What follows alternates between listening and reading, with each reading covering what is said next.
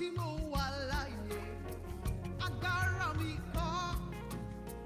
Wíwá tí mo wà láyé, ògo ni forúkọ rẹ̀.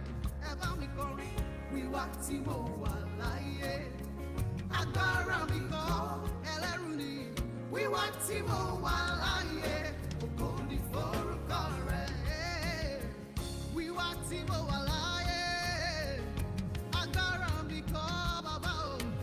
Wíwá tí mo wà láyé, ògo ni forúkọ rẹ̀. Ògo ni forúkọ rẹ̀, ayérayé. Ògo ni forúkọ rẹ̀.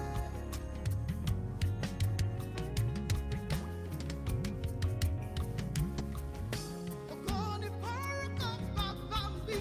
Ògo ni forúkọ rẹ̀. Mímọ́ mímọ́.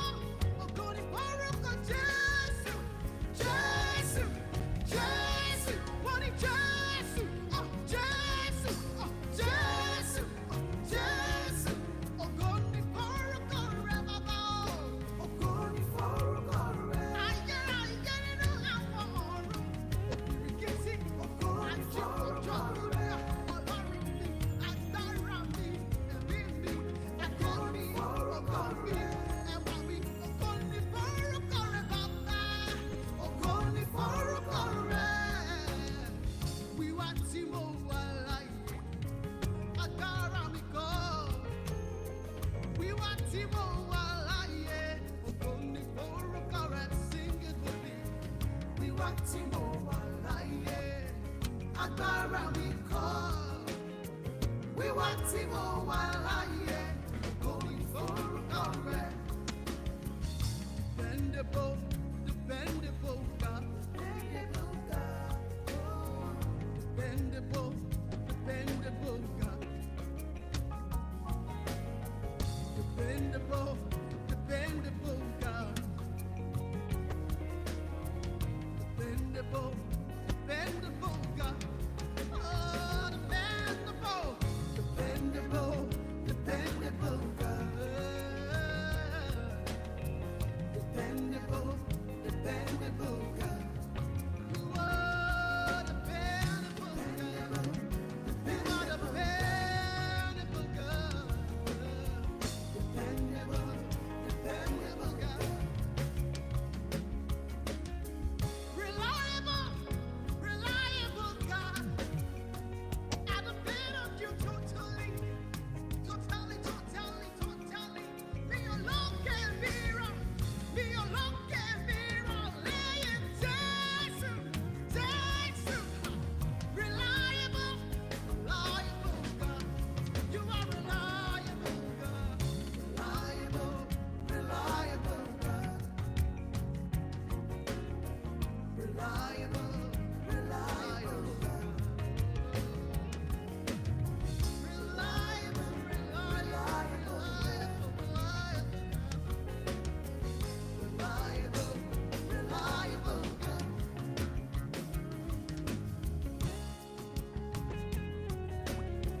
Come on, just lift your hands and worship Him.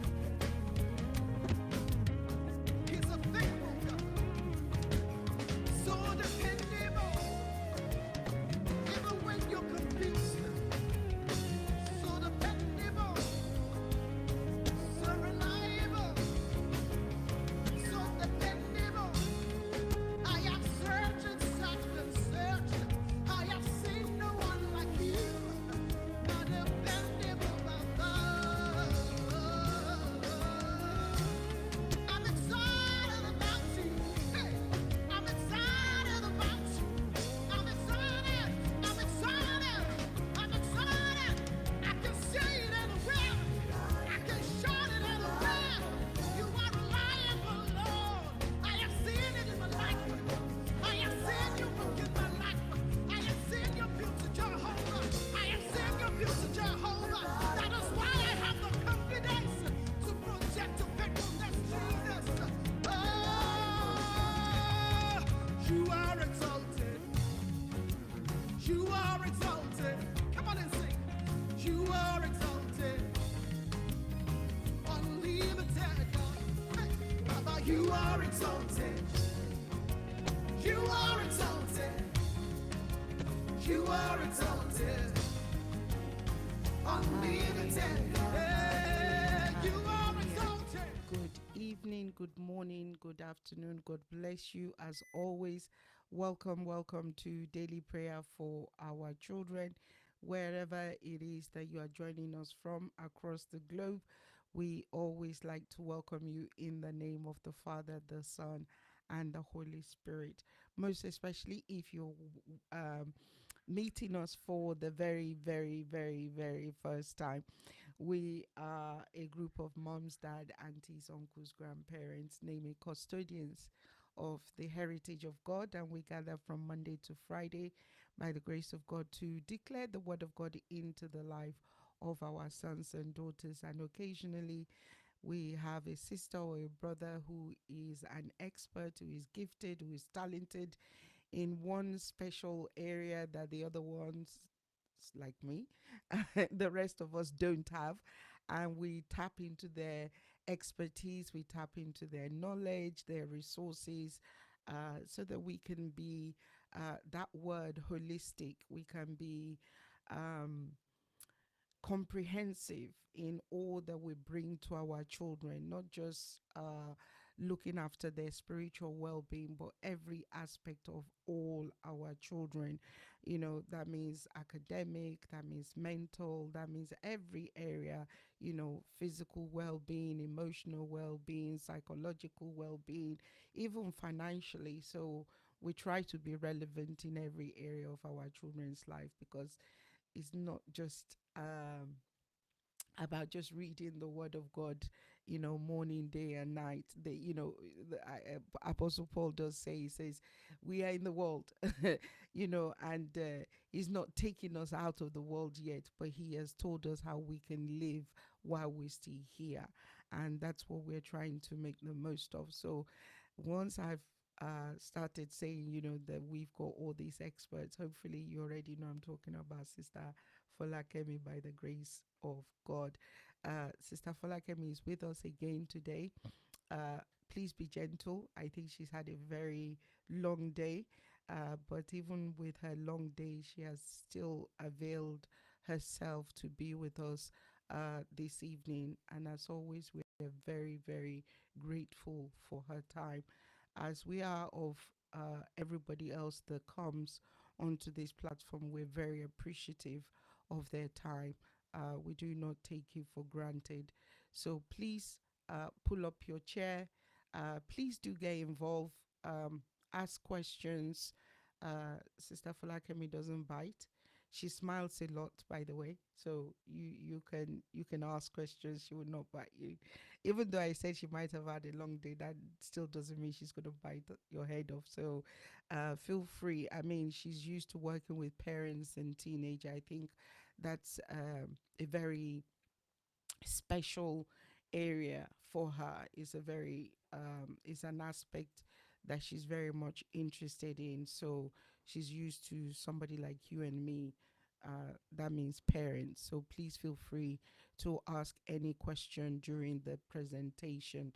So again, as always, I will display Sister Falakemi's details on the screen while she's doing her presentation.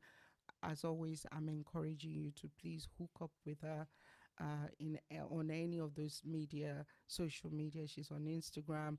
She's not that active on YouTube, but she's on Instagram. You can subscribe. I think so, when she comes, because I struggle sometimes to find her page. So I'll ask her when she's on there. So I was going to say you can subscribe as well to her page on YouTube. But I know that I have faced some challenges in the past when I tried to look for her page. But she is definitely on YouTube. She's definitely on Instagram. On Facebook, 2 pages. On Instagram, 2 pages. And on YouTube, 1 page. So you've got 5 opportunity. One is personal, obviously on Facebook. One is also personal on Instagram as well. But I think she has combined both on YouTube. So definitely you can find her and what she does by those means. So I'm going to bring her on board so that we can jumpstart the day. And there she is. Good evening, sis. Good evening, everyone. Good evening. It's an honor to be I here said you will again. not bite. No, I don't mind. Absolutely not. Okay. And I also said I don't know. Do people find your YouTube page easily? Do you know that's a good question? I'm going to Mm. have to go and look it Huh? up. It's Yeah. yeah.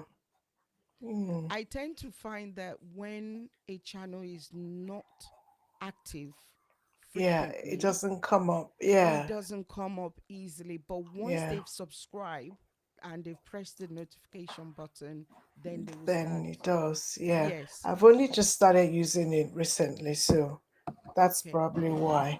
Yeah. Mm. I was doing private videos on it, Okay. on unlisted videos. Videos. So I've only Okay. just made some public. Yeah. Public. Okay. Mm. The other thing as well is, okay, maybe we can talk about that. But there is, because since you like to do short videos, Yeah. they've actually facilitated like 60 seconds video, which is a lot easier. You know, like when Instagram started and you can only put 60, Yeah. Yeah. something like that. Yeah, YouTube does something like that as Oh, well. well. Yeah. We've got lots to learn. Technology just evolves every I'm day. telling you all the time, all the time. So Uh, here we are again. I'm going to hand over to you. Let me know. I've told you I'm the apprentice today. So tell me when the apprentice is needed, and she will okay. gladly oblige. Okay, good evening, everybody. It's it's an honor to be here again. We're going to round up our talk on executive function skills today, and basically, they are skills that we need to get things done. They are life skills that we need to get things done. We've gone through um, 8 or 9 of them. We've talked at length about what they are and how we can develop them. What I just want to remind us before we start is that every child is different. Some children would pick up the skills and they will develop really quickly. Some children will take their time. Other children have additional needs, so they will need a specialized kind of support to develop these skills. And basically, good evening, um, Sister Yomsi. Yomzi, that's my Sister sister in Yomsi, Canada. yeah. Sister Yomsi, good to have you here. Oh, it's probably afternoon over there. Right, Yes. so yeah, so disclaimer, please don't these things are they're not set in stone. Um we're looking at milestones. We're looking at, just the same way as some children will walk at 9 months, some will walk at 12 months. That's the way it works, but we're just looking at how can we look out for these things and support our children. So two groups: foundational executive skills and advanced executive skills. I haven't put that on the slides. I'm just going to explain them. The foundational ones, they're the basic ones we look out for: impulse control, working memory, emotional control, flexibility, sustained attention, task initiation. Those are the ones that, when they are not in place and children get to school, you know, the teacher starts wondering, oh, what's going on here? Or you yourself start wondering, why is this child not, be able to control their emotions? They are foundational. Now, the other group is the advanced group. I know I talked about this maybe probably in our very first or second session on executive skills. The advanced skills are organization, planning, prioritization, time management is an advanced skill. Persistence, resilience is an advanced skill. Problem solving, metacognition is an advanced skill.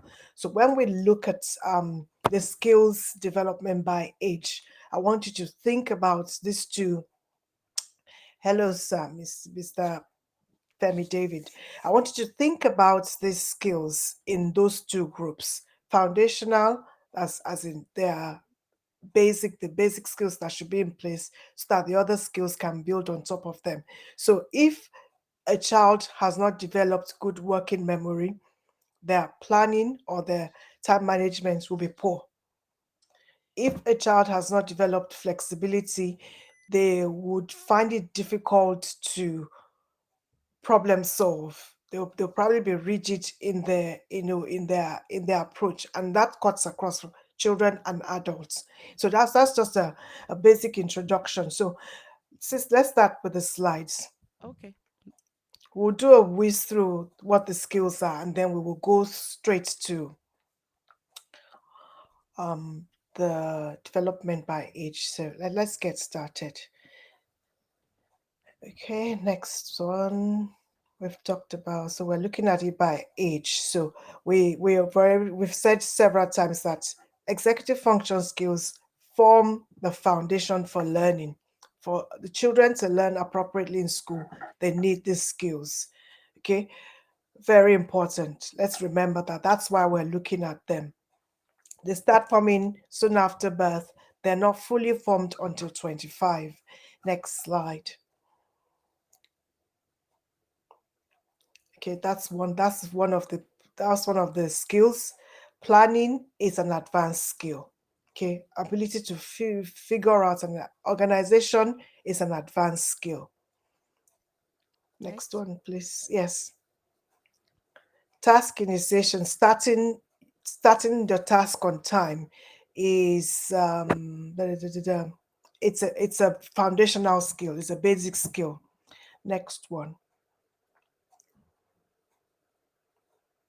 Time management is an advanced skill. It's an advanced skill. So if you want someone to be able to have time management, they must have impulse control, they must have good working memory, emotional control, flexibility, sustained attention, task initiation. So time management builds and the advanced skills they build on those other skills. Let's move on. Attention is a basic skill.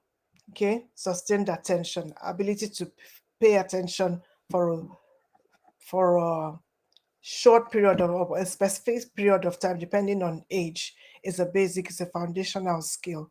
Next one. Problem solving is an advanced skill.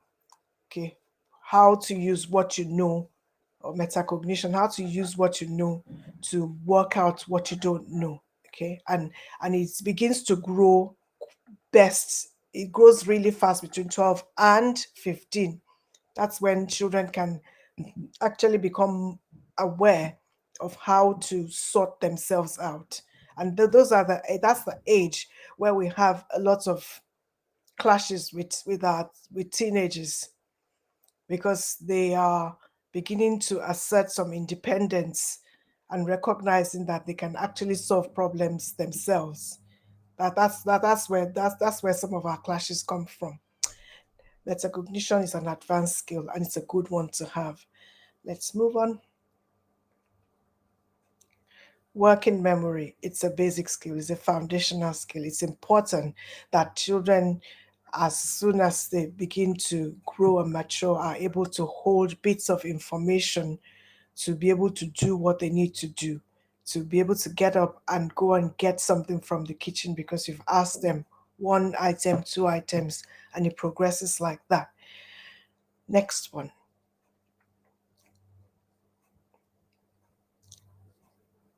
Self control, very important. Very important foundational skill.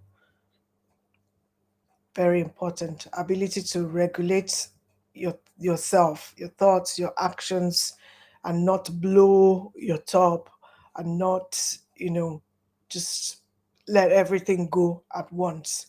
It starts from as soon as the children begin to mature. By age one children begin to talk, they're already beginning to show some elements of self control. So it's a foundational skill. Next one, please. Perseverance. Perseverance, it's an important one. It's an important one. Ability to maintain focus, and it's an advanced skill. So sometimes when we have younger children between the ages of 1 and there's probably 10 or 11, they might not have as much grit as sometimes we just want them to be strong, but perseverance is actually an advanced skill. It builds up over time. Next slide, please. Now, this flexibility is the one we didn't get a chance to talk about Mm. last time, so Mm. that's why I've left it on. Ability to adapt to new situations, ability to deal with change. Now, when that flexibility isn't there, you see outbursts. You see, there's a lot of course, the opposite of flexibility is rigidity. Mm-hmm. So, children who cannot and adults who cannot who don't they don't want you to change anything. They don't want you to move their stuff. They don't want you to change the time you do things. They just want things done a certain way. Now bear in mind we're talking about those of us who have no developmental challenges or additional needs. So being able to be flexible, it's a really important skill, and it's a foundational skill. Being able to adapt to change and not blow your top and not complain and whinge and go on and on, it's a really important skill that we need to develop in our children, and we need to model it. We need to let the children know that I haven't been able to do this because this has happened, and let them understand that life happens.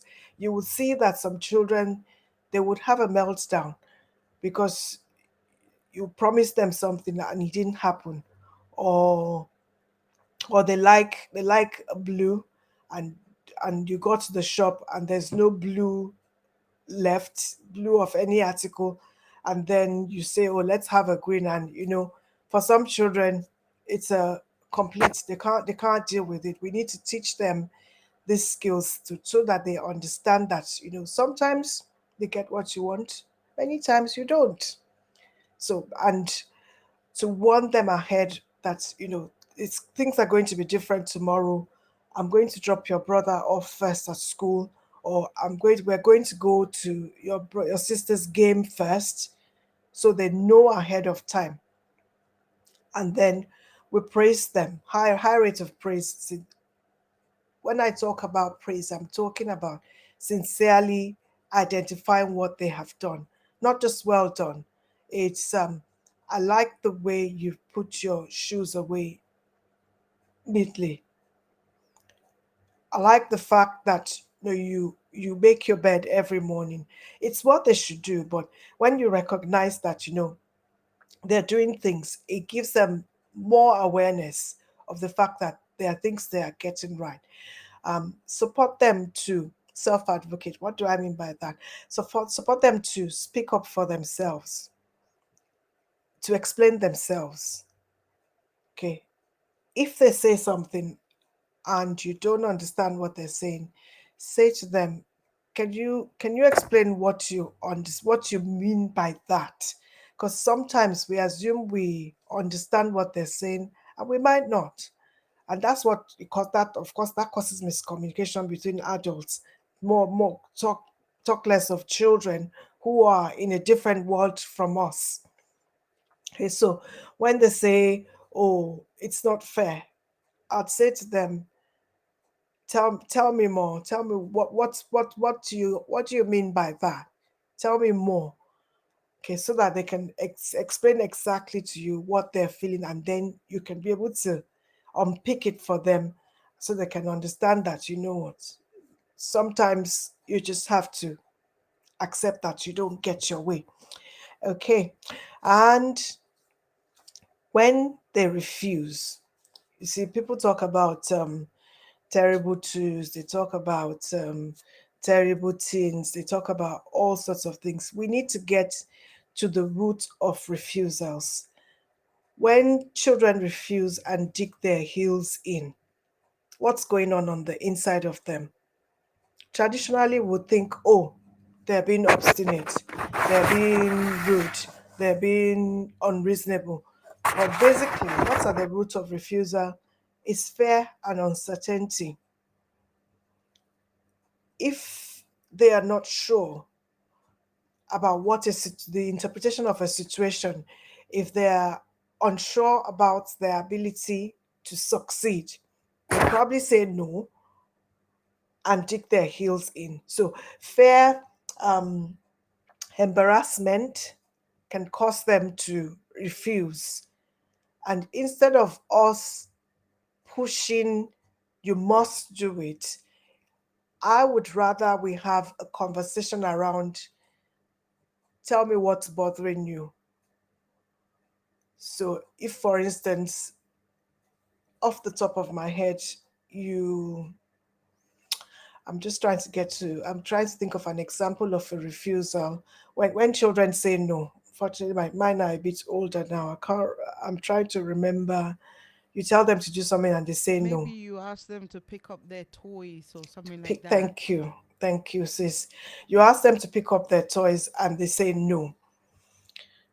I would get to their level and say, could you explain that to me? Tell me, tell me more, because why is a difficult one. Tell me, what is it that's bothering you about picking up your toys? Many times they want to play more, which is why we should give them, we should give them heads up. You're going to have to your playtime is nearly finished, so that's why this is where routines come in. If they know that this is not endless play, this is play that is timed. Once nearly time to tidy up, you're already saying to them, we've got 5 minutes, so they have a heads up. They know they're going to tidy up soon. So it's preparing them ahead of time that there's going to be a change. When the change comes, it's not too sudden, and we can get to the bottom of refusal. Sometimes, of course, being children, they will refuse, and then we can remind them that, remember, the time is up, and then we've got to do the next thing. So that's it about flexibility. It's something we have to teach them, and we have to help them to adapt to changes. Right, so we've talked about all the skills now. Let's look at them by age. Next slide, please. Okay. And if I don't see any questions. Good evening, Not everybody. yet. I see We ask questions you. here, I know so you. I know you. so me, I'm not going to say. I'll just keep Right. zip. Yeah. Okay. Right. So I've deliberately put all of the boundaries, age boundaries, in so we can see them and think about where our children are. I think some of us have done the questionnaire, Yes. and we're looking at where are the gaps. One thing I want us to remember is, in as much as we're looking at where the weaknesses are, we also need to focus on where the strengths are, and help them develop their strengths as well. Let's not focus all the time on the weaknesses. Now I'm going to look at the boundaries in reverse order. I'm going to start from 19 plus. The reason is, I want us to, when we talk about the band in red, I want you to think about that child, especially if they are under 19, and think whether what we are expecting is too high for them. Okay.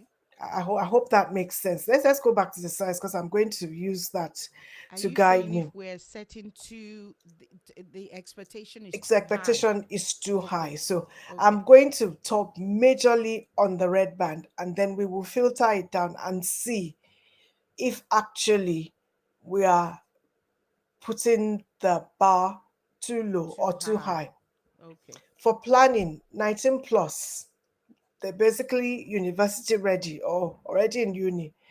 They can develop and maintain multiple plans at once. So they can plan how they're going to, you know, go and attend a friend's party. They can plan how they and do the shopping. They can plan how they need to, get in touch with a teacher. All of those things, they can do them at once. Now imagine a 12-year-old. A 12-year-old hasn't got those skills. They have not got those skills. They are still at the stage where they are trying to find their feet. They have hormones beginning to come into play. They have, okay, looks like I'm having, are we okay? Yeah, we're fine. Don't worry. Okay, we're fine. Okay, right. So when we look at what a 19-year-old plus should be able to do in comparison to what a 12-year-old should do, for the 12-year-old, they need the guide. They need you to be there to teach them those skills. So basically, at that age, between 12 and 5 and 12, you're playing games that require thinking ahead and planning. You're playing board games, like we said. You can see that all these things are coming back. So they're following a planned out guide. By 13, which is usually like year 8, am I right? Year 9. Oh, have I lost track now? It 11, depends on 12. what age, It depends because on eleven what plus they start at 11. yeah. Wow, you are the They start at experts here. 11. 11, 12, 13. Yeah. So year 8, year 9, you know, they are more independent. So they have project work, they have more homework. You can see that the skills are building up on themselves. So long-term goals. If you're talking to a 13-year-old or about GCSE and plans to study and all of that, some of them would have got there. They will be already thinking ahead long term. But most of them just look at you like, what are you talking about? I've spoken to so many year 11s. I mean, um 16 or so, and they're always like, oh, I wish I had listened in year 9. I wish I'd listened and planned more. And the joke would always be, well, even if you tell the year 9s now that they really need to focus, they'll just think, oh, it doesn't matter. Well, don't worry, we'll sort that out later. Can Mm, you see? But mm, by the time they get to that point, the maturity sets in. There's no Most of the time when you go into a year 11 class, they're calm. The reality is beginning to set in. The mm-hmm. planning skills is they're beginning to understand, there's life. But you can't force them to get there. Interestingly, you have some children who are 12 who are already, you know, That's right. at They're that already level. there. Mm-hmm. They're already there. So it's us now understanding where our children are and helping them to get where they need to go. So I hope this makes sense. Definitely. Okay. Right, let's move on. The only thing I'm going to ask Yeah. Sister Falakemi is Yeah.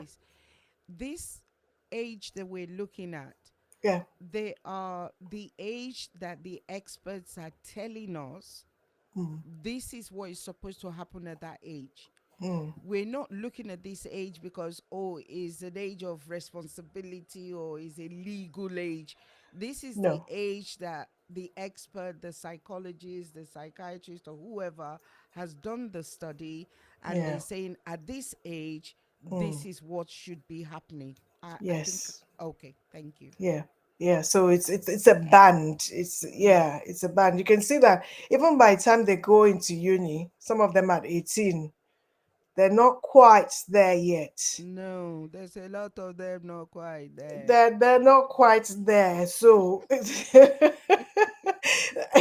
and we know we know that we know when we see the gaps. We just don't and it's pretty scary. So it's like it's like we just got to do the work at that point and support them and make sure that, we're checking in and making sure that, they're not just drifting, because a lot of them go to uni at 18 and they're just drifting. They're just not ready. Mm. But yeah. No comment.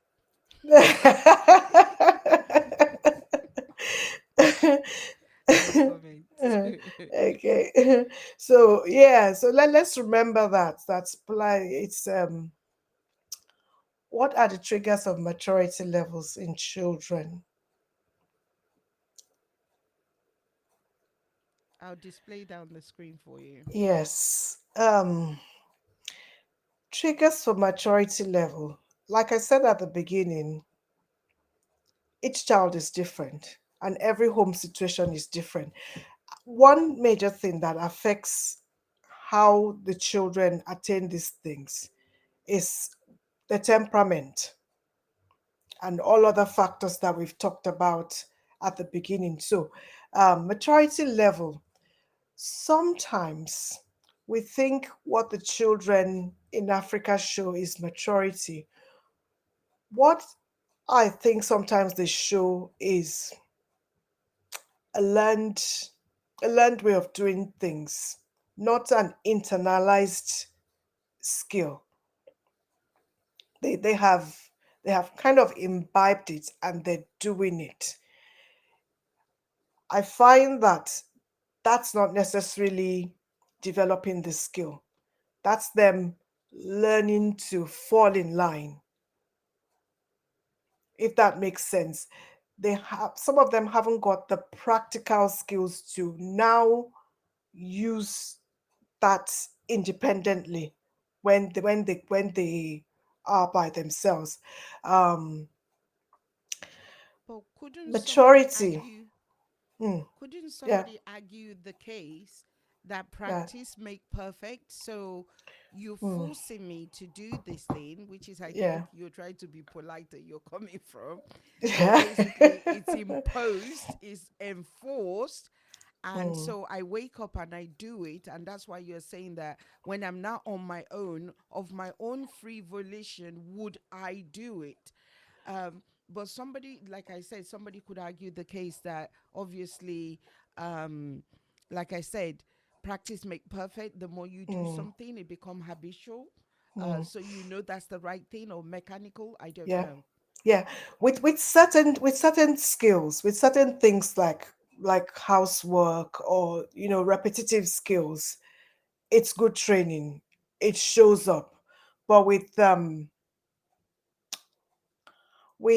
application skills, where you have to transfer the skill into a different situation, then you need to have imbibed that skill properly. You need to understand that in planning, it means I have a long-term goal. I have something I'm looking forward to. They're two different things. There's skills that we need for daily living, planning skills. Okay, I know how long it takes to cook. I can cook. But then, do I know how much time I need to allocate to planning my studies? So I know, just copying the brain mapping of absolutely using our own thinking pattern, being able to apply it to any situation. So both ways, I think we just need that balance. And you need to understand your child and where they are. It's an individual thing. And sometimes being obedient and compliant does not mean maturity. At It all. just means you are staying out of trouble. You are staying under the radar. So equally, it happens in Africa. Children go to university and they go completely, you know, off the rail. And they've been good. They've been all right at home. So is what they I don't learn think from it's the Africa environment. alone. Yeah, It they're happens here everywhere. hugely. Yeah, Um, Okay. and I think that's one of the reasons why university prefer mature students. Mm, Because mm, even though I know people have a huge stigma about gap year, yeah, from my personal experience and what I've heard, university prefer you to be more mature than to be coming directly from A levels. They call you mature. absolutely. It's not mean you're too old for the class, and it doesn't mean because you are Mm, married or something. mm, But they believe that within that 1 year, which is what you're saying, Sister Falakemi, life has not been imposed on you. You mm, hopefully within that 1 year you have put into implementation the skills that you have gathered along the way. Maybe you've mm, volunteered, maybe you've traveled the mm. world, maybe you've True. taken a job, something that you've done to enhance the skills, not just like, oh, you've got to go to school and then you woke up, you And went to there you school, you were go. dropped, you Yeah. were picked, Mm, those kind of things. So I think that's some of the things that yeah. I think you're trying to get Yeah. across to us. Yeah. And I think, Absolutely.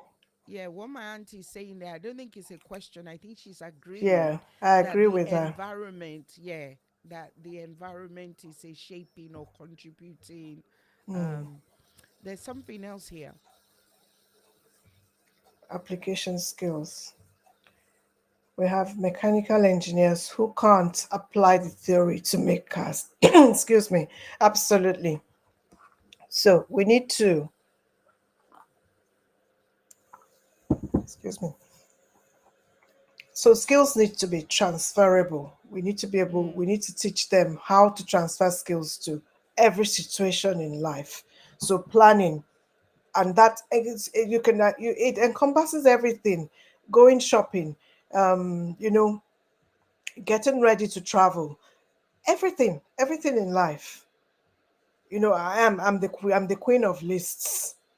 I like to have, things in order. So it's learning how to apply that to, okay, I need to cook this. This is what I need. How many children have gone to uni and they're calling their mom, oh, mom, I want to cook this. What should I buy? Because they haven't paid attention to what you were doing. Right. So let's move. transferable skills is Transferable skills. one of the things that it's now very paramount in the work industry. That's why Mm, now you can do biochemistry, but you can still work in a bank. mm, Transferable mm, skills. mm, So mm. it's definitely something that we should be building on, like you're saying. I should. Okay, so we return back Right, so to planning, many adults need to hone that skill. hmm, Planning is an advanced skill, being able to prioritize. That's why, you know, the younger ones, they can't prioritize. They prefer to play their video games. So before they're 19, you have to be on the case. Like they have to have a schedule. They can't prioritize, they can't plan ahead. They just, it's the pleasure of the moment.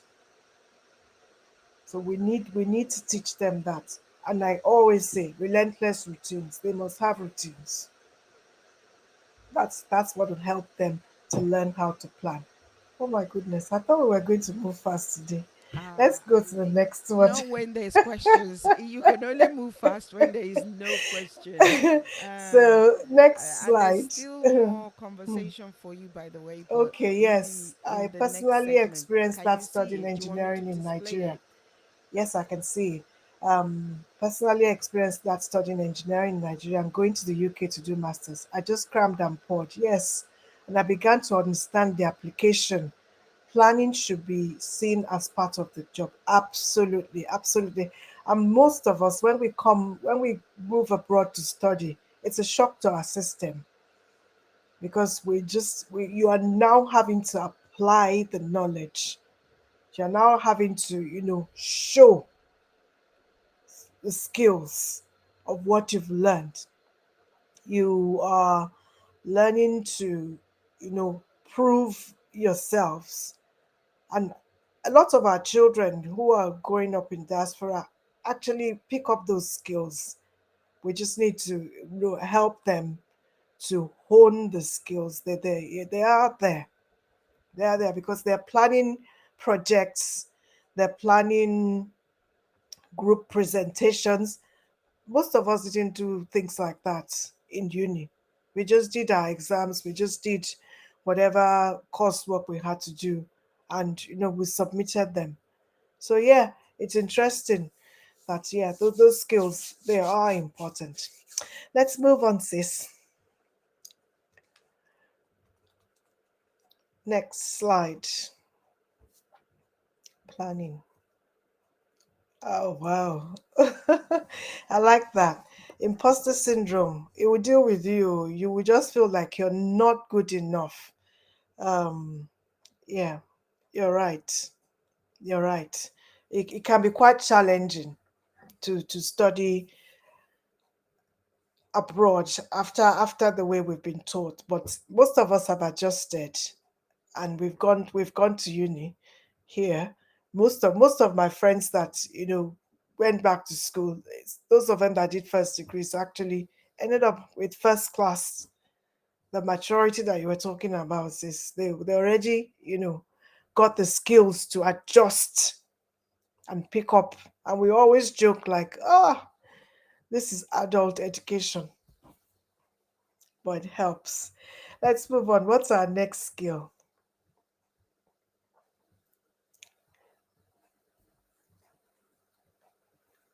Okay.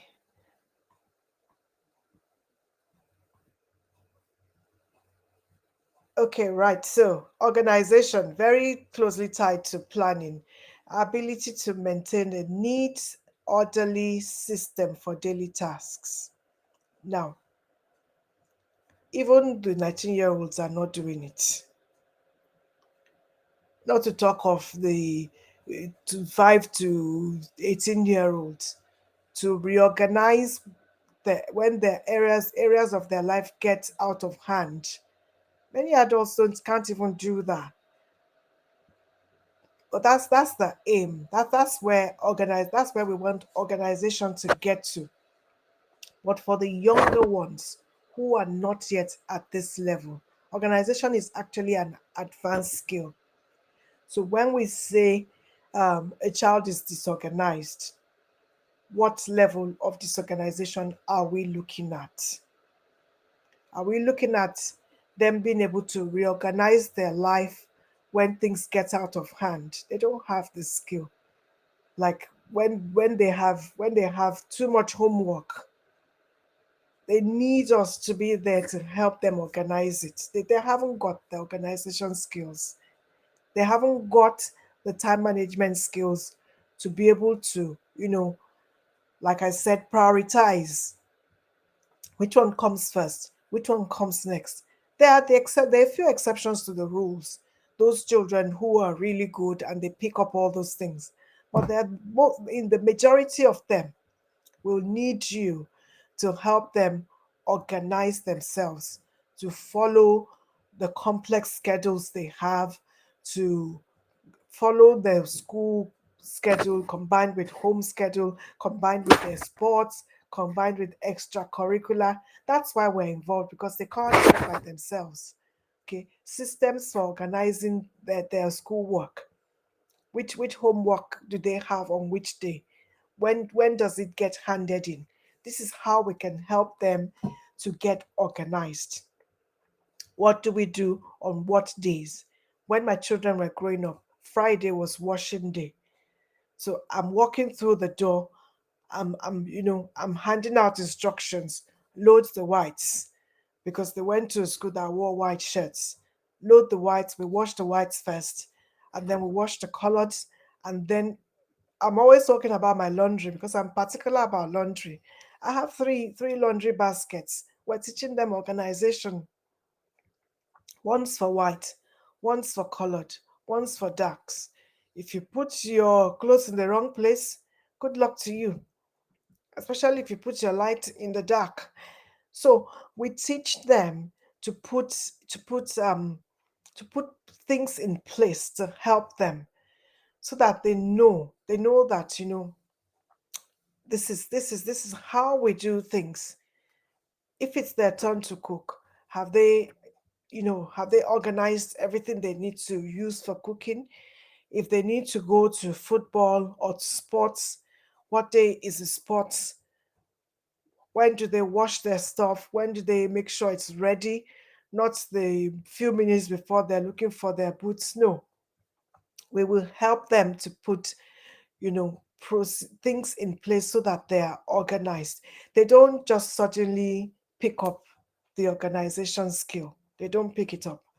Even if you are the most organized person, like with there's a proverb in my language that, you know, so that the child of the strong person doesn't become lazy. That's the literal translation. You can be very organized. You have to teach it to them. Some children will pick it up. Others just need you to spell it out in black and white. That, we'll do it like this, and back to routines, relentless routines. Do this and do this and do this. If I was able to show you my fridge, I have menu. I have recipes, not a menu. I have recipes written all over. Not your standard recipes, though. Small pot of jollof rice. How many cans of plum? How many onions? How many? It's stuck there. So if it's your turn to cook, it's there. Go and look. There was a day I was away somewhere. My daughter was like, "Oh, I want to make pancake." I said, "Oh, I have a really good recipe. I don't know if I wrote it down." She found it on the fridge. So things like that. And we can do the same with their schoolwork. We can do the same with everything they need to do. Help them to put, structures in place, and let us model it as well. Let us model it. Let them see us, organizing ourselves. Because if we're not organized, we can't expect them to be organized. If we're not showing them how we are moving things around flexibly to accommodate everything that's happening, we can't expect it of them. So that's organization. It's a big one, but it's a high order skill. It's an advanced skill. It's an advanced skill. So, and it starts from basic things like from 5 to 12, telling stories, sequencing them, letting them know that things come in order. Checklists. Write a list of things they're supposed to do. Stick it on the fridge. Stick it on the door. Have a board for chores. Let them tick off what they've done. What day do they do what? What day do they do what? When my children were growing up, I had days for different things because it was hard to fix everything, to put everything on the weekend. So maybe Wednesday was when you scrubbed the bath, and Thursday was when you did. I don't know. I can't remember what we did on Thursday. Friday was when you did the washing, and Saturday was general cleaning. So we can't put everything on one day and expect to be able to do it all. So we need to model it for them. I see a comment with the cooking. My daughter is always asking for measurements. I'll say eyeball. I will start being, yes, we have to be intentional about, helping them.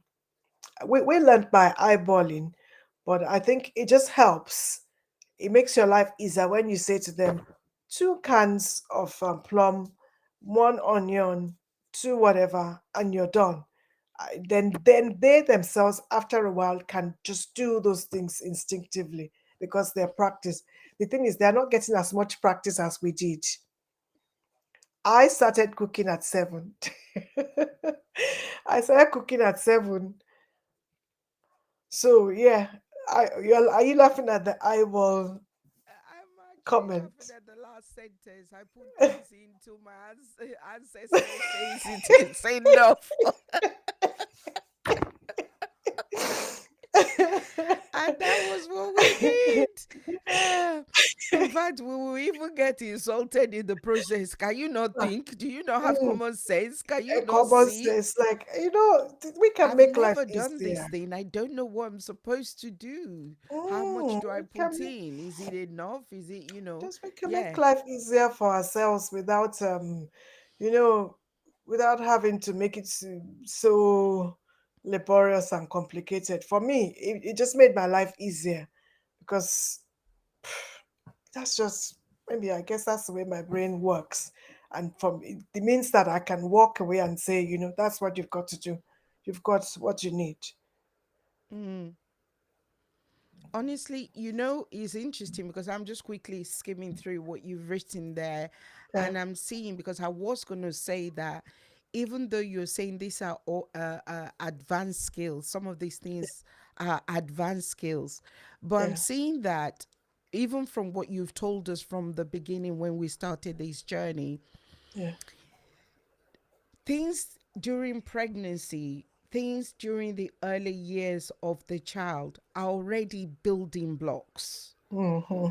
They Mm-hmm. are all yes, obviously, as they progress and as they grow, they advanced skills, but those what I'm trying to say is I don't think those advanced skills come overnight. They just don't arrive. They don't. Hello, you're No, 19, I'm here, no, you know so no. it's They sort of start thing. from the beginning.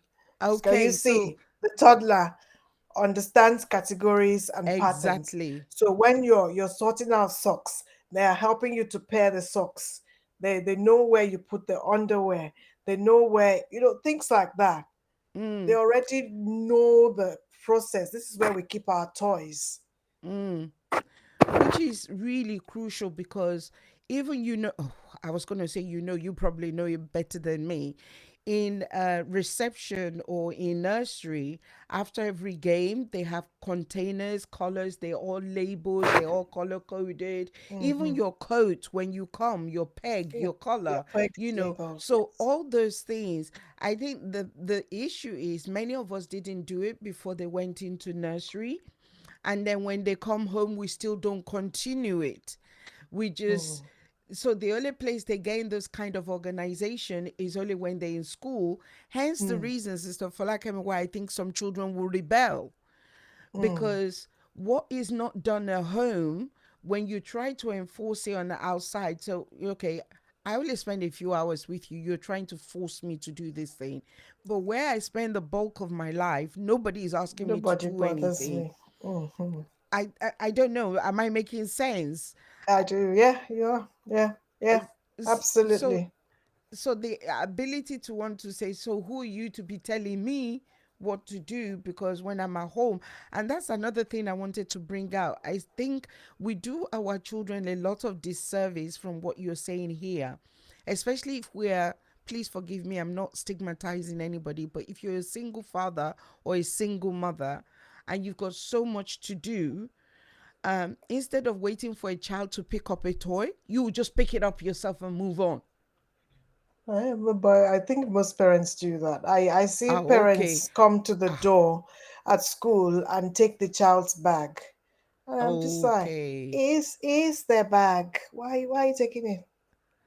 They should learn to Is the hold their time, bags. is the rush. Like, hurry up. We Yeah, jump hurry in up. and Yeah. sort things for Yeah, them. because I've got to move on to the next thing, or I've got to Yeah, pick up yeah. your school, your brother Mm, in the nursery or something like that. mm. So, Or and I think that's what a lot of us, because I experienced this in some of my classes with the children, instead of showing the child how to do it, they mm, jump in and and do get it, it. like what I said earlier, that's so that the child of the strong person does not turn out That's lazy, right. does not Mm, turn out a slothful person, because we and then perfectionism as well on the side, on the part of the parents. They won't do it well, so I'll do it. I'll that's do it, or they right. won't do it quick enough. Mm-hmm. I learned that from my mom. She was like, when we were growing up, her friends used to think, your children do a lot of things. She'd be like, oh, they have to do it. If you wash the plate, you don't wash it well, she will tell you to go and wash it again. I If dump you it back in sweep, the you don't sink. do it well, she would tell you to, Go and do it again. my mom would practically remove her shoes and, feel the sand That with her sounds like feet, my and mother-in-law. you and you would have to resweep. So basically, she would say to us, you have to learn to do it properly. So for most of us, then we don't want to stress the children. I don't know what kind of stress, learning to do things properly is. We don't want them to get upset. Children will get upset because they are naturally, they want to have their way. They want to do things their own way. We are the ones that put the checks and balances and say, it's time to stop. And this is where you put your toys. Sometimes even in school, you get children, you say, give me that bag, or hand your book to me, and they throw it at you. And I'm like, you're not doing that. You're going to pick it up and hand it to me. So we put the boundaries in place and help them to move forward. And of course, if, like you said earlier, if children are not used to being organized, if they're not used to being told what to do, they come to school and you say to them, tidy your table. They look at you like, what? I don't do any tidying. In fact, we have a lot of meltdowns when it comes to tidy up time. And we see children who do the avoiding the tidying up time. That's when they want to go to the toilet because Toilet. they don't want to get involved. They don't Mm, feel like they're responsible responsible. for Mm, mm, anything. That's a sense of an entitlement. It's come from people doing everything for them. mm. So as we need to look at age related tasks and age related mal milestones for them to be able to do things around the house and for Okay, so you themselves bring as me well. nicely to the next question then, because that was what I was Yeah. going to doing things around the house. So I'm a firm believer in giving chores to my children as early as possible. Okay. So because it sounds like this is falling into this organization and Mm, routine that you're mm, talking about. I'm that person. I'll buy a stool, I'll put it by the sink so that you can reach the tap and be able to wash your spoon, wash your cup. Don't wait for me. I'll buy you whatever is needed for you to be able to do those chores, basically.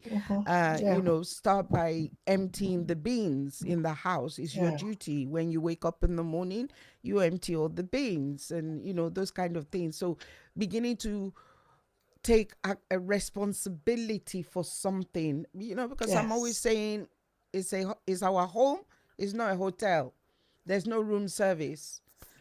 So if there's no room service, that means we have to do everything. Absolutely. And Yeah. that doesn't mean the person that's been doing this is you're pooping in your nappy has to continue to do it. So Mm. there comes a time you need to. So will am I see that you put your hand up. Is that Oh yes, absolutely. Absolutely. If we keep doing it for them, like Auntie just said, they would not learn. They would not learn how to do it. Okay. Um, oh yeah, sing a song. In school, in the nursery. You sing songs. It's tidy up time. mm-hmm. Put your Mm-hmm. this. In fact, most of my classes, I had a funky tidy up song that I would play from YouTube, and they'll be dancing, and then they'll be tidying up. You know, we need to teach them. We absolutely need to teach them. Okay, we can't keep doing everything for them. They need to know. Like when mine were young, and they were wearing white to school. I bought a spray, um, pre-wash spray, and they had to spray their collars and their sleeves when they took off their uniform, just so we could keep them. So I didn't have to come home and do that. So they'll spray that and put it Mm. in the washing basket. That's their job to do. They will make sure that the two pairs of socks go into the wash, because I'm not going to look for your socks if you haven't put both of them in. And little things like when they were both wearing the same color of socks, just buying one set that had a color band or something, so they were separate. Mm-hmm. So we need to think about ways to make our lives easier and things they can do. Okay, pick up your plates, put it in the sink. We have children in school who will finish eating lunch in the dining room, get up and walk away. What does that tell me? It tells me that child is used to doing that. Mm-hmm. And we Mm-hmm. have children who you would have to say go and play because they will not go. They will be tidying up Mm-hmm. everything, which Mm-hmm. tells me that child is used to tidying up. So we do need to, age appropriate tasks. And I think there are lots of lists. There's a Montessori list that I've seen around about age appropriate, tasks that children need to do, that they can do around the house. It's important. It's important that we teach them that. And I think activities as well. If they're into activities, then they need to get the activity stuff ready Oh in yes. time.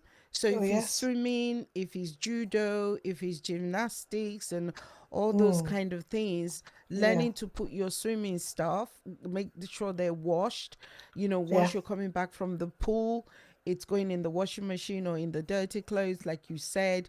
Obviously, sometimes the towel has got chlorine, so you can't mix it with other stuff Mm, and all those that kind would of go things. into the I washing think machine again straight that away. yeah, those are Mm, organizations that I think really does um enhances or home in all those things that you're yeah. talking about. So Mm, the more they're active, the more they involve, obviously, the more they will home in those skills as they grow up. yes. I think that Yes. would be Yeah. um The more organized we are, the easier it mm. is for us to, get them into the system. But if we ourselves are not organized, it's hard. So let me put this hard question on the table. Mm. So if they don't get their socks ready and there's no clean socks tomorrow, what do you do? And you know there's not going to be a clean socks No, tomorrow, and they there's a didn't s- do. there's a certain age where you can let it slide. And Mm-hmm. I probably have told you my story. Mm. When my son was in year 8 and my daughter started year 7, I said to them, I'm not going to walk through the door to remind you about washing, especially since you are the ones that have uniforms that need to be washed. I said it the first week. The second week, I came in and I reminded them. The third week, sealed lips. They are year 7 and year 8. As far as I'm concerned, they're old enough to look after and get their uniforms ready for school. Year 6, I probably won't do it. I probably would insist in year 6, and they would still have their schedule of things to do, and I'll point it to them. But by that time, I felt that they could at least walk through the door on a Friday and sort out their uniforms. And it happened once. That once that I didn't say anything and they forgot. On Sunday evening, there was mayhem, and I kept a straight face. And for the next how many years that they wore uniform, we didn't have a It conversation never about it happened anymore. again. Lesson learned. Learned well, there was no need for a discussion, there was no need to fight. So that's when parents fight. I'm just like, you're stressing yourself. Just set the record straight and walk away. They will sort themselves out when it comes to basic things like that. Yes. So you're basically showing them the consequence of their Mm, action. yes. So even though it sounds like, mom wants me to do it this way, da, da, da, da, da, but there's a reason why we There's a want you reason. to do it that Mm, way. there's a reason. So yeah. Yeah. Um Again, our 1 hour is gone before we even got, well, at least we got to 14. We give God all the We've praise. done, we've done two skills.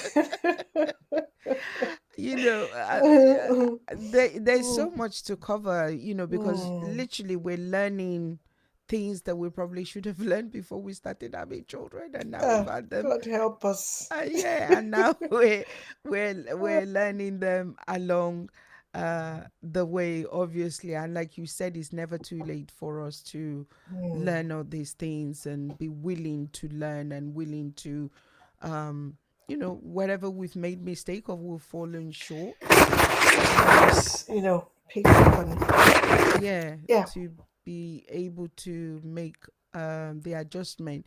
But something, you pointed something out again about these skills laying the foundation for higher institutions, self semi independence, whatever you want to call it.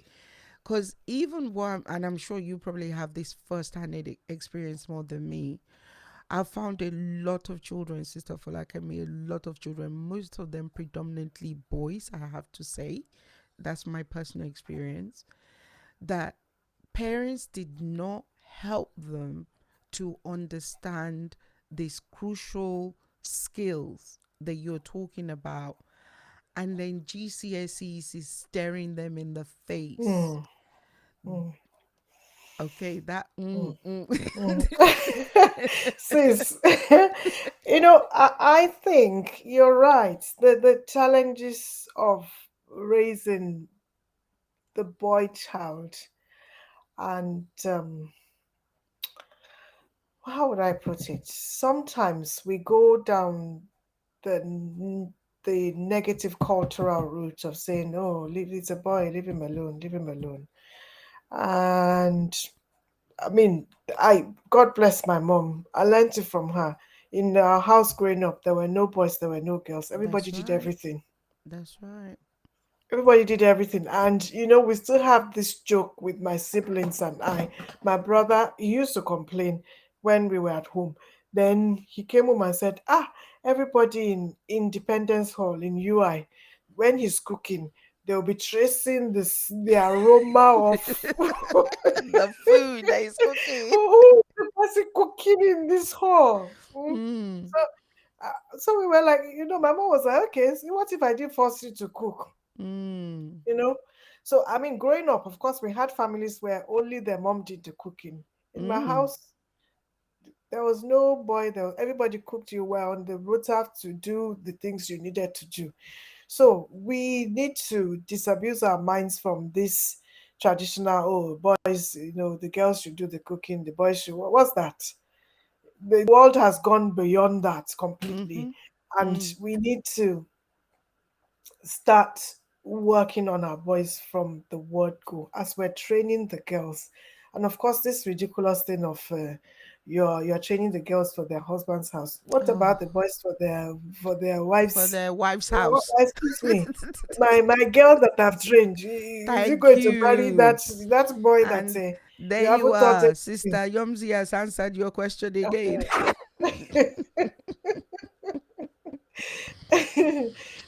We have to train all of them. We have to train all of them. And but, my son is always joking. If I say, what have you said? Mom, my fried rice is legendary. And I'll say, okay, did you tell your friends that that legendary fried rice was from lockdown? You must cook. As in, I made the food table and I walked away. As you are cooking. Today. Yeah, end of. So if we don't, because that lockdown, I realized, I don't know how much cooking these people can do. All right, so you're responsible for feeding your dad. You are better making nice. Otherwise, he will say, hey, who cooked this food? He will look at us, who's cooking? I said, yes, I'm free. So yes, we just have to make sure that we're not saying, people say, oh, you shouldn't domesticate. What does domesticate mean? Excuse me. Everybody will end up living in the house, whether you know your house or somewhere else. That's So we right. all need to be domesticated. We all need to learn these things. Boys need to sweep. Boys need to clean, and they need to cook. So do girls. Mm, We need to mm. teach them. We need to Definitely. And teach like them. Sister Yomzi says, girls become rehabilitation centers because Oh, the emphasis yeah, was on the training of the girls, yeah. you know. And as always, I maintain, my auntie says exactly, we shouldn't treat the boys differently. that Yeah. everybody should be domesticated. If I can borrow your words, everybody should be domesticated, including the pets. Everybody is domesticated, so we can all do the chores We around the can. house. We can. Honestly, I think one of the things parents don't realize, like you said, is that it gives you freedom. Oh, What you fail to teach your children at an early stage will keep you, quote and you keep unquote, you awake. enslaved for a longer period of Yeah. time.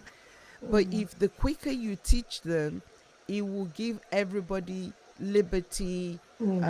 Everybody knows what is doing what, who does what, who's responsible. And something, Sister Falakemi, this who does what is not written in stone. No.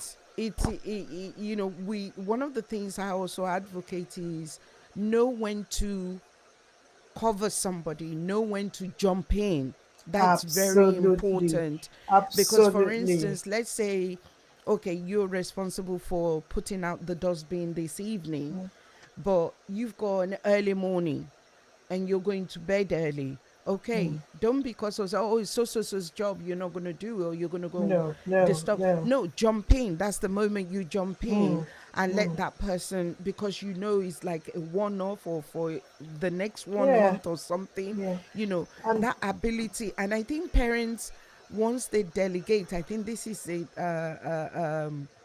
a dangerous line, if I can say, that once they've allocated or it's a chore to somebody, it's like, come rain, come whatever, you must do that thing. So ah, you've got well, exams, that's none of yeah. my business. You still got to do it. No. You Yeah, we, and I we need think to be that's where, yeah, flexible. I think you Yeah, get we what I'm need to. saying. Yeah. I think When that's when they've where, got exams, I would do the cooking. I'll do the washing. I won't bother them. exactly. I I I won't mean, bother I them. would just generally, I just generally say, even if they're wanting to jump in, I say, no, don't do it. Just For yes, that yeah. duration of that period, you're off. That's not your work anymore. Just concentrate on that area where you are concentrating on for the time being. And I think it's worth stressing that, because I think that's where the element of, like you said, domesticated comes in, because once they're doing it, it's like they've always got to do it and nobody else is got to do it. I No, know. sometimes somebody is It's yeah. tired. We can yes, we can always. I mean, it's interesting. My too. When we eventually sorted out, okay, we were swapping around. We did all kinds. There were times when we were trying things out. You do the kitchen, you do. Eventually, I just found out.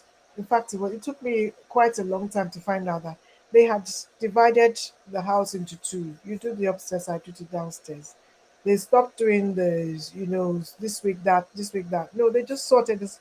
They simply said, oh, the boys, he does the bathroom better, so he do the upstairs, I'll do the downstairs and the kitchen.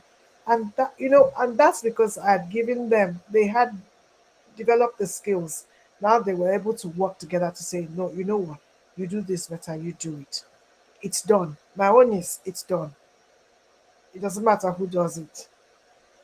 So giving them the skills and the freedom to be able to be flexible with it, Did you it's see? important. Archbishop said the house girl was watching TV while they were doing the job. Do you know, I've read something like that today as well. Yeah, Somebody was yeah, talking now. Where was it? I can't remember. Interesting. But yeah. those moms they had visions. They Honestly, had and God they bless were their they were soul. God bless them visionaries. for Like, what they did, because yeah. honestly, um, everybody, regardless of who we are, is all our house, and it's It something. But is. obviously, in the It process, is. Sister Falakemi, you are telling us that we're impacting their life, we're equipping their life, and Yes. we're helping them for when they're going to leave the nest, when they're going to Mm. go and stand and Mm. start Mm. conquering the whole and world. and and it On cuts across, sorry to interrupt, it cuts across everything they do. If you're organized at home, you'll be organized at work. It will at show. school. The skills, even as they mature and they start going to work and all of that, they would know how to people would see that, this is different. Mm, There's it's there's true. that air of maturity, Yes, and there's that definitely. confidence. You Mm, know, it is important. Yeah. yeah, you're definitely right. Honestly, I pray people will take you on board. Many things is just flooding into mind as we are having this conversation, because on Sunday night I still got an allegation. I was like, okay, so what's the plan for Monday morning, because this week is a different week in our routine. So I basically said to my young man, I said, so young man, what's the plan for Monday? And he's supposed to be somewhere for 10 o'clock. And he said he's leaving home, or he's catching the train at 7:20. And I say, wait, team, they chasing Uh-uh. you. Uh-huh. You told me the journey is only The an boy hour and a has half. learned. Ah. Yeah, I said, you said the journey is only 1.5 hours. So what is with this thing? He said, you are the one that is always. So do you want me to arrive Don't be 10 on the late. time? You are the one that is always telling me I should arrive before, this kind of thing. And I said, okay, it's true. I'm the one. He said, I still need to find the place. I need to make sure I'm there on time. Which Again, is a so fantastic skill, honestly. exactly. Exactly. So It I mean, if is. somebody is throwing back your word at you, you've got to step back. So Oh, yes. you got to step back. Sister Falakemi, we've taken so much of your time. We're 20 It's a minutes pleasure. over. Um, I think, honestly, if we can, I know you're so busy, but if we can get you more than once, I think it would be advantageous to us to be able to Yes. cover To more split the grounds. rest into two. Yes. Mm, to be able Because to we've cover. done 3 slides today, basically. Really, but it feels a lot more because we looked at it, like you said, those major skills, especially when you're taking us from 19 downwards, as to this is what they should have had and they should be showing. So basically, like I said, with the questionnaire, so if you haven't filled the questionnaire or you haven't requested for it, you can still ask me for it. So depending on the age of your child, request for the questionnaire, so you will know where you can help your child, or your child is already doing what he or she is supposed to be doing. I think I'm correct with what I said. So and that's why Yeah. we're going through this, isn't it? So we Yeah. have an idea, and if we need help, we can reach out and say, basically, okay, it looks like I've fallen short in this area. So what do I need to plug in?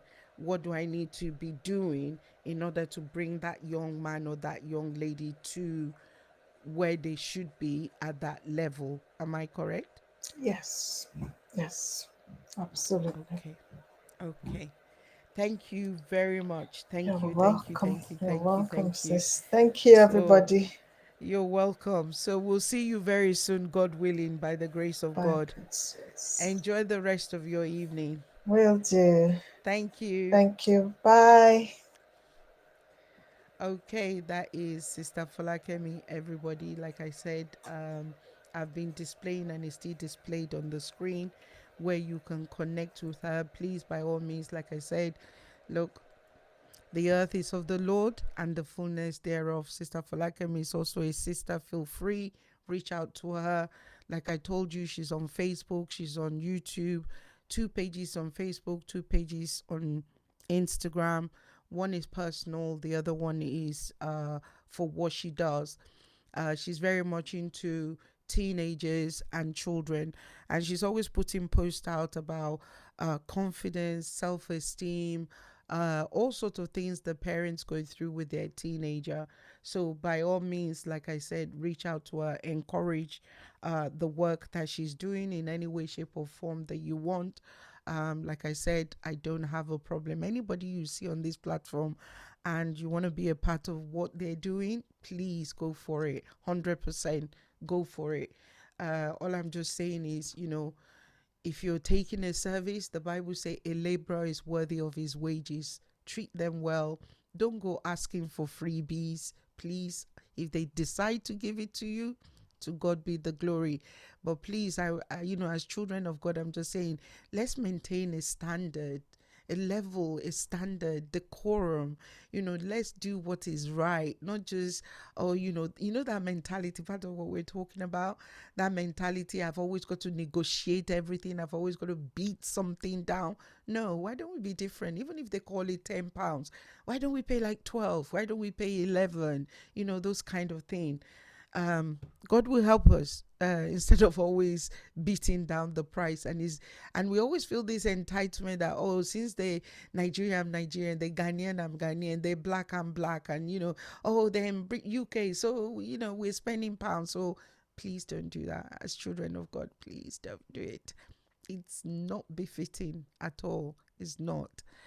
We wouldn't go and do that to an Asian. We wouldn't go that out and do that to another ethnicity. We wouldn't. They call it £5. We buy it £5 and we'll move on, and we'll even be grateful and recommend other people as well. So if Sister Falakemi is being a blessing to you, I mean, like I said, she does that professionally, and she's been in the teaching profession for over 20 years. Okay, so everybody, as always, I'm saying thank you. I really appreciate each and every one of you. Sister Yomzi, good to have you on board. Hope your weather in Canada is okay. Sorry about that. Everybody, yes, tomorrow, Canada, we've got Pastor Olaide from Edmonton, Canada. Pastor Olaide, Edmonton in Canada. He's going to be with us. We're starting a new mini series, Grace, Legalism and Libertinism. I think those three, we're going to be taking it one step at a time. So if you haven't met Pastor Laide yet, please come tomorrow by the grace of God. So everybody, as always, I'm saying thank you. I'm grateful for your time, and I'm going to leave you in the most capable hands of the Father, the Son, and the Holy Spirit. Take care and see you soon, everybody.